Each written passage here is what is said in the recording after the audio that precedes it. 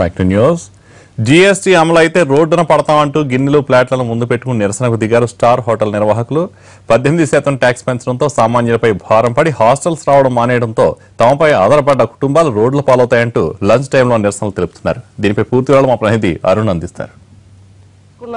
నిర్ణయం వల్ల హోటల్ పరిశ్రమ మొత్తం నష్టపోతుంది అని చెప్పేసి హోటల్ నిర్వాహకులందరూ కూడా ఈరోజు బంద్ పిలుపునించడం జరిగింది. దాదాపు 2.5 లక్షలు, 2 తెలుగు రాష్ట్రాల్లో 2.5 లక్షలకు సంబంధించినటువంటి హోటల్ అన్ని కూడా ఈరోజు మూసివేయడం జరిగింది. ప్రస్తుతం మనం కోటి పరిసర ప్రాంతంలో ఉన్నాం. ఇక్కడ తాజ్మహల్ హోటల్లో హోటల్ అసోసియేషన్కి సంబంధించిన నిర్వాహకులందరూ కూడా తమ నిరసనను వ్యక్తం చేస్తున్న తీరు చూడవచ్చు.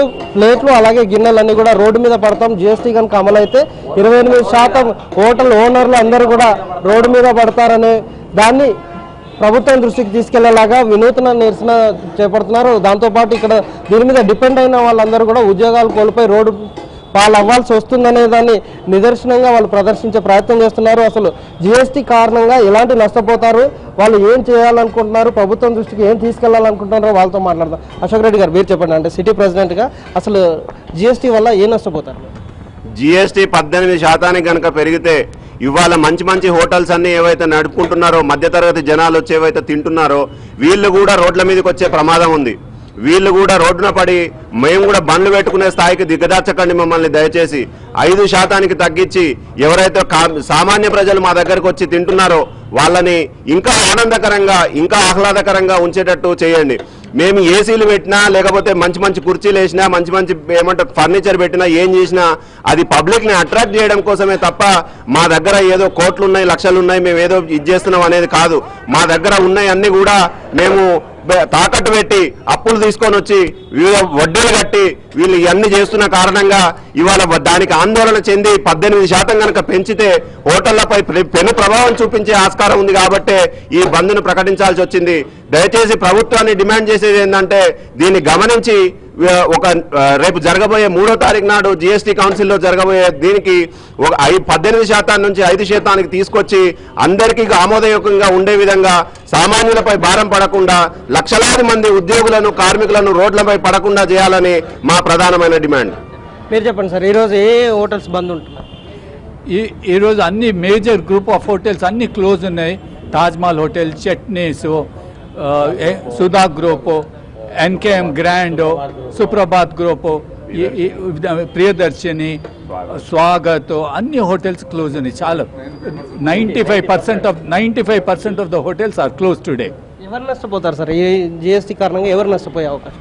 ఇది కస్టమరే నష్టపోతున్నారండి. ఇప్పుడు మేము ఏం చేయాలి? కస్టమర్ మీద 18% వేయాల్సిందే. 1000 రూపాయలు బిల్ చేస్తే కష్టంతో 1000 రూపాయలు కడుతున్నారు. దానికి ఇప్పుడు 180 రూపాయలు మళ్ళీ ట్యాక్స్ కట్టమంటే చాలా కష్టం అవుతుందండి. అప్పుడు ఏం చేస్తున్నారంటే వాళ్ళు నెలకి 4 సార్లు రావాలనుకున్న వాళ్ళు 2 సార్లు వస్తున్నారు, లేదా ఒకటేసారి వస్తున్నారు. లేకపోతే ఇవాళ రేపు మొబైల్ బండిలు చాలా ఎక్కువైపోయింది, దాని మీద అలవాటు పడుతున్నారు. ఇంకా శాలరీ ట్యాక్స్ పెరిగిందే కానీ వాళ్ళ ట్యాక్స్ పెరగదు, శాలరీ పెరగదు. కాబట్టి వాళ్ళు డిపెండ్ అయ్యే హోటల్ మీద ఉన్నది ఇంకా చిన్న హోటల్కో లేకపోతే బండి మీదకో వెళ్ళిపోతున్నారండి. మీరు చెప్పండి సార్, మొత్తం ఎన్ని హోటల్స్ బంద్ ఉన్నాయి సార్ మొత్తం తెలుగు రాష్ట్రాల్లో? తెలంగాణ మొత్తంలో 95% బంద్ ఉన్నదని మాకు వార్తలు వస్తున్నాయి. మా తెలంగాణలో దాదాపు 40,000 హోటల్స్ ఉన్నాయి. హైదరాబాద్లో దాదాపు 15,000 హోటల్స్ ఉన్నాయి. ఇవాళ అందరూ పేపర్ ప్రకటన చూసి, మేము ప్రకటించింది వాళ్ళు చూసి, వారు సానుభూతితో ఎవరంతలా వారు ఈరోజు బంద్లో పాల్గొన్నారు.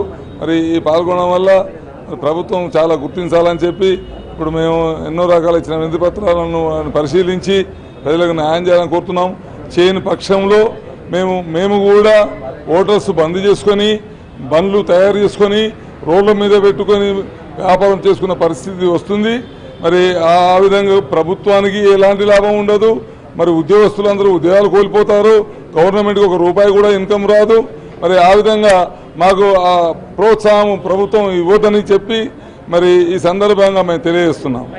ఇది ప్రభుత్వం కనుక ప్రోత్సహించకపోతే, దీన్ని పరిశీలనకు తీసుకోలేకపోతే చాలా తీవ్రమైన ఇబ్బందులు ఎదుర్కోవాల్సి వస్తాయి. కాబట్టి తక్షణమే ప్రభుత్వం కొంత చొరవ తీసుకొని జీఎస్టీని తగ్గించాల్సిన అవసరం ఉందని వీళ్ళు డిమాండ్ చేస్తున్నారు. వినూత్నంగా నిరసన కార్యక్రమాలు చేపట్టిన ఉదాహరణలో లంచ్ టైంలో మరీ ప్లేట్లు బయట వేసుకొని, ముందు వేసుకొని రోడ్లో పడతామని ప్రదర్శించే ప్రయత్నం చేస్తున్నారు.